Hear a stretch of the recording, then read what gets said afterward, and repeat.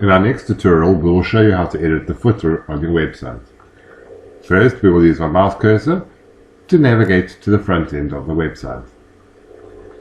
Once it is loaded, we will again use our mouse cursor to highlight Edit with Elementor, and we will simply select the footer. Please note that I'm opening this in a new tab, and I will drag this tab to the right hand side, so I have my back end open on my left hand side. Once it is loaded, we will use our mouse cursor to navigate across the page. As you can see, while we navigate across, different sections will be highlighted within the border. We will start with the section, and we will select Edit Section by hitting the 6 dots. As you can see on the left hand side, a window will appear where we can change the layout.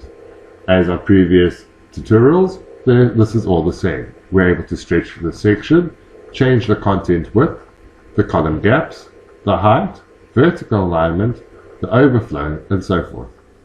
Moving on to the styling section, we can choose a background color or an image. As you can see, we currently have the background color of this blue set with no image. Here we can add scrolling effects as well as mouse effects. Moving on to the background overlay, we can add an overlay to the section. We can choose to either do a color overlay, or we can choose to do an image overlay by selecting an image. We will now set this back to default, and we will continue.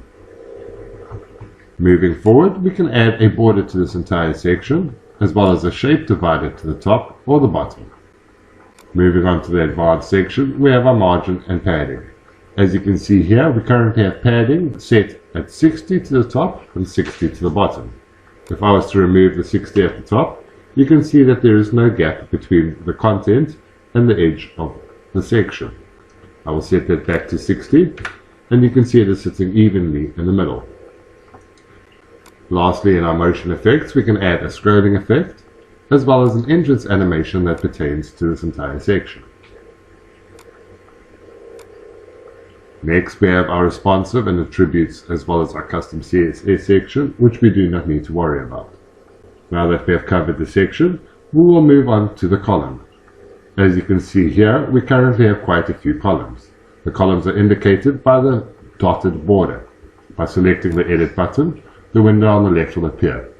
Again, here we can change the width, alignment for both vertical and horizontal, as well as the widget spacing.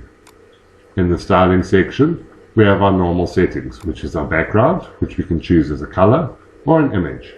I will choose a color of red, and as you can see, since we are only working with this column, the background will only apply to this column. I will set that back to default, and we'll move on. Again, we have our scrolling effects and mouse effects. We have our background overlay, which we're able to add, as well as a border, which we can add to the section. Moving on to the advanced section, as you can see, there is no padding or margin inserted, as this is sitting nicely. Again, we have our motion effects, which includes the scrolling and mouse effects, as well as an entrance animation. Again, since we are working with this column, all these settings apply only to this column. Lastly, our responsive attributes and custom CSS you will not need to worry about. Moving away from the column, we will now edit one of our widgets. Our widgets, as you can see here, is indicated by a blue border. Again, we will select the edit icon, and the window on the left will appear. As you can see, this is currently an icon list widget, and you can see we have a number, email, and location. By clicking on one of these, the window will expand, and we can change the text. As you can see here, it applies live. Moving down, we can add a link. In this case, we have added a link that automatically calls the number when users select it. This will be the same for the email. We have inserted our email with a link that allows users to email you directly. Moving on to the styling section, here we can change the space between. As you can see, if we increase it, the padding increases as well. Here we can change the alignment, and we can add a divider.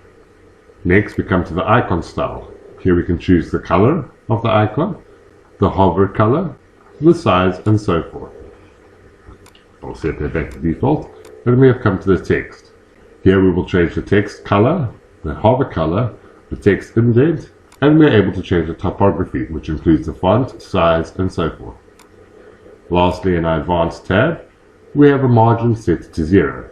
As you can see, we have done this to decrease the spacing. Next, we will move on to the motion effects. Here we can add scrolling effect, mouse effect, as well as the entrance animation. Again, since we are working with only this widget, the entrance animation only applies to this widget. Moving on, we can add a background to the widget.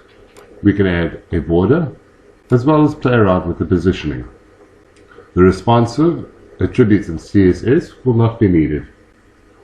Once we are happy with all the changes we have made, we will use our mouse cursor to navigate to the bottom left, and we will select Update. That is how you would edit the footer on your website.